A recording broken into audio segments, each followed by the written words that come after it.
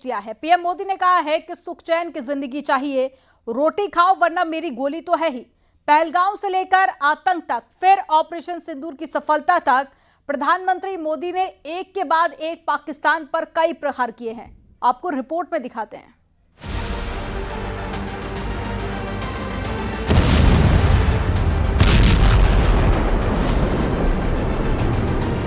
सुख चैन की जिंदगी जियो, रोटी खाओ वरना मेरी गोली तो है ही।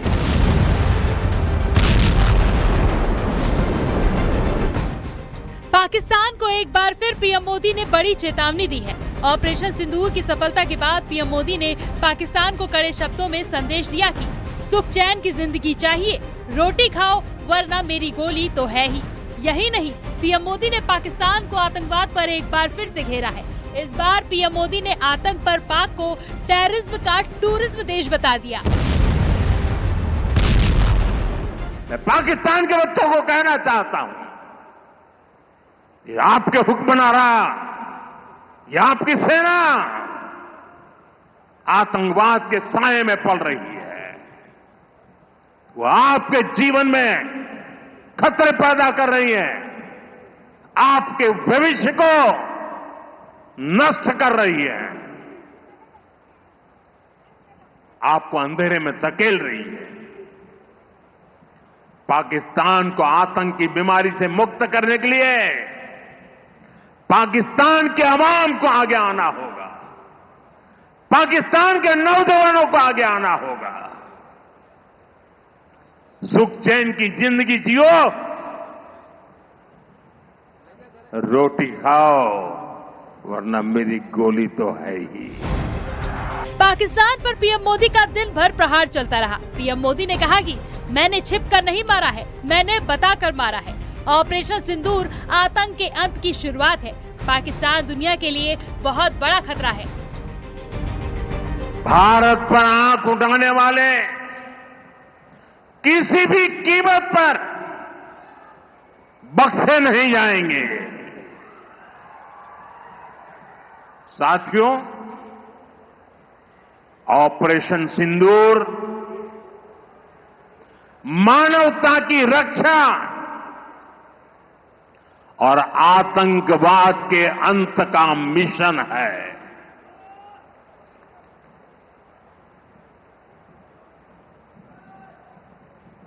22 मई के बाद मैंने कभी छुपाया नहीं, सीना तानकर बिहार की जनसभा में मैंने घोषणा की थी,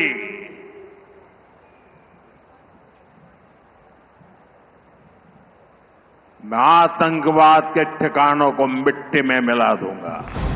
पीएम मोदी ने कहा कि ऑपरेशन सिंदूर को देखकर दुनिया हैरान रह गई। पहलगाम हमले का जवाब हमने ऐसे दिया कि पाक के सारे एयरबेस आज भी आईसीयू में है।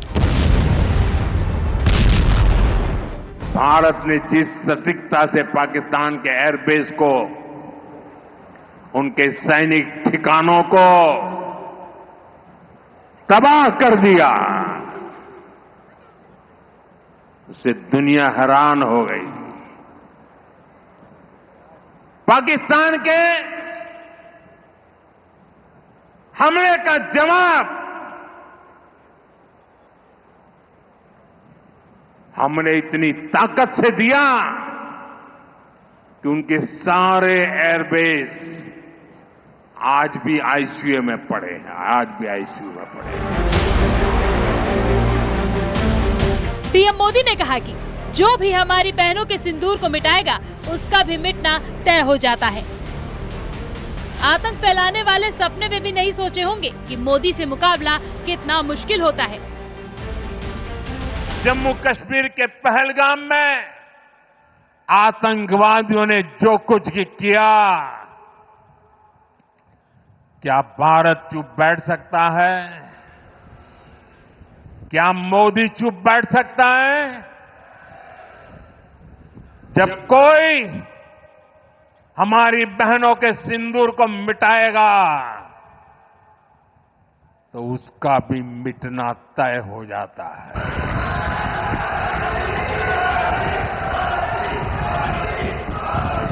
और इसलिए ऑपरेशन सिंदूर सिर्फ एक सैन्य कार्रवाई नहीं है, ये हम भारतीयों के संस्कारों, हमारी भावनाओं की अभिव्यक्ति है। आतंक फैलाने वालों को सपने में भी सोचा नहीं होगा मोदी से मुकाबला करना कितना मुश्किल होता है। दरअसल पीएम मोदी गुजरात के दाहोद और भुज में थे, जहां पीएम मोदी ने विकास योजनाओं के साथ साथ पाकिस्तान पर भी करारा प्रहार किया और एक बार फिर संदेश दिया कि भारत से पाकिस्तान को मुकाबला हमेशा महंगा पड़ेगा। Bureau report, news 18, Uttar Pradesh, Uttarakhand.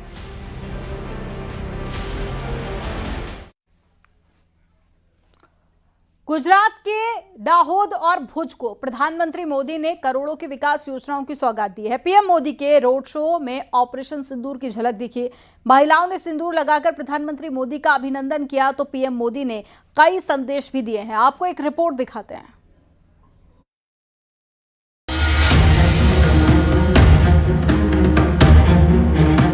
प्रधानमंत्री नरेंद्र मोदी ने वडोदरा में 1 किलोमीटर लंबे मेगा रोड शो से अपने 2 दिवसीय गुजरात दौरे की शुरुआत की। एयरपोर्ट से एयरफोर्स गेट तक के इस रोड शो में भारी भीड़ जुटी। खास बात ये रही कि महिलाओं द्वारा पीएम मोदी का सिंदूर लगाकर अभिनंदन किया गया। इस रोड शो को सिंदूर सम्मान यात्रा नाम दिया गया, जो ऑपरेशन सिंदूर में सेना के पराक्रम को नारी शक्ति की तरफ से सलामी का प्रतीक बना। इस रोड शो में सिर्फ उत्सव नहीं था, बल्कि संदेश भी था। सेना के शौर्य को सम्मान और जनता से जुड़ाव।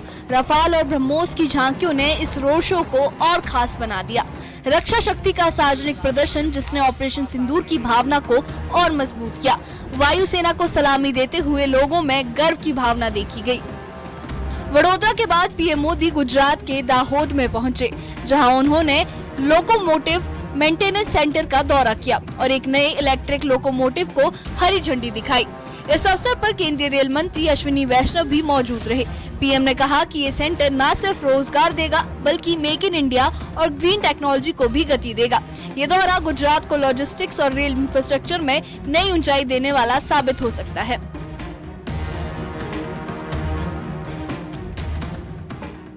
देश हर सेक्टर में आगे बढ़ा है। आज देश निराशा के अंधकार से निकलकर विश्वास के उजाले में तिरंगा फहरा रहा है। साथियों, आज हम 140 करोड़ भारतीय मिलकर अपने देश को विकसित भारत बनाने के लिए जी जान से जुटे हैं। देश की तरक्की के लिए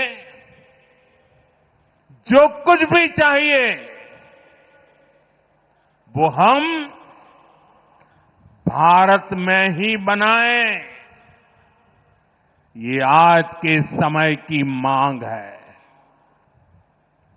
आज हम स्मार्टफोन से लेकर गाड़ियां, खिलौने, सेना के अस्त्र शस्त्र, दवाएं, ऐसा बहुत सारा सामान दुनिया के देशों में निर्यात कर रहे हैं।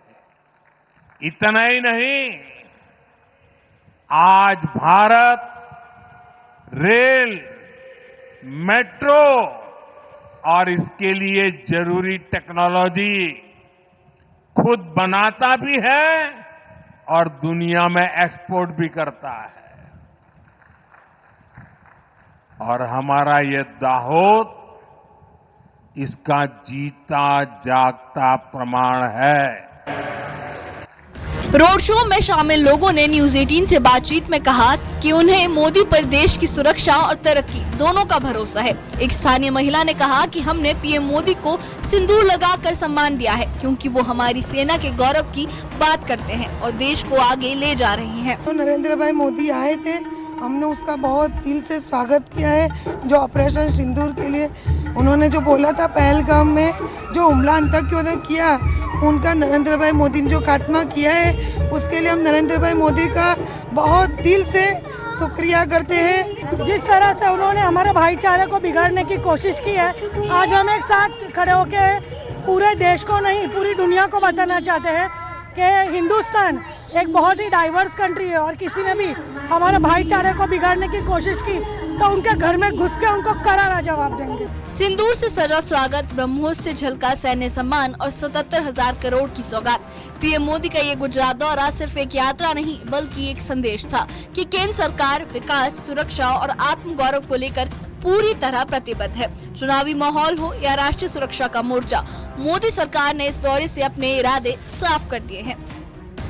Bureau report, news 18।